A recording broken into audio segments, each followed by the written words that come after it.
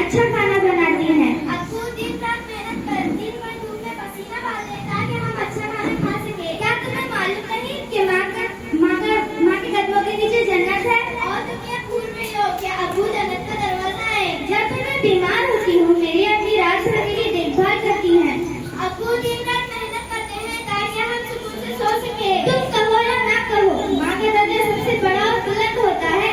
अब्बू का ही मर्तबा सबसे बड़ा और बुलंद होता है। नहीं, मैं तुम्हें एक हदीस बताती हूँ कि जिससे तुम्हें समझ में आएगा कि अम्मी और अब्बू में से किसका मर्तबा सबसे बड़ा और बुलंद है। अच्छा बताओ। एक मर्तबा आप सल्लल्लाहु अलैहि वसल्लम के पास एक सहाबी आई। उन्होंने पूछा कि अम्मी और अब्बू में से किसका मर्तबा सबसे बड़ा और बुलंद है। तो हमारे नबी सल्लल्लाहु अलैहि वसल्लम ने फरमाया अम्मी का। वही सहाबी ने दूसरी बार वही सवाल पूछा, अम्मी का दर्जा बड़ा या अब्बू का। तो हमारे नबी सल्लल्लाहु अलैहि वसल्लम ने फरमाया अम्मी का। तीसरी बार जब सहाबी ने सवाल पूछा तो हमारे नबी सल्लल्लाहु अलैहि वसल्लम ने फरमाया अम्मी का। जब चौथी बार सहाबी ने सवाल पूछा कि अम्मी और अब्बू में से किसका मर्तबा सबसे बड़ा और बुलंद है, तो हमारे नबी सल्लल्लाहु अलैहि वसल्लम ने फरमाया अब्बू का। तो इस हदीस से हमें पता चलता है कि अम्मी और अब्बू में से सबसे बड़ा और बुलंद मर्तबा अम्मी का है।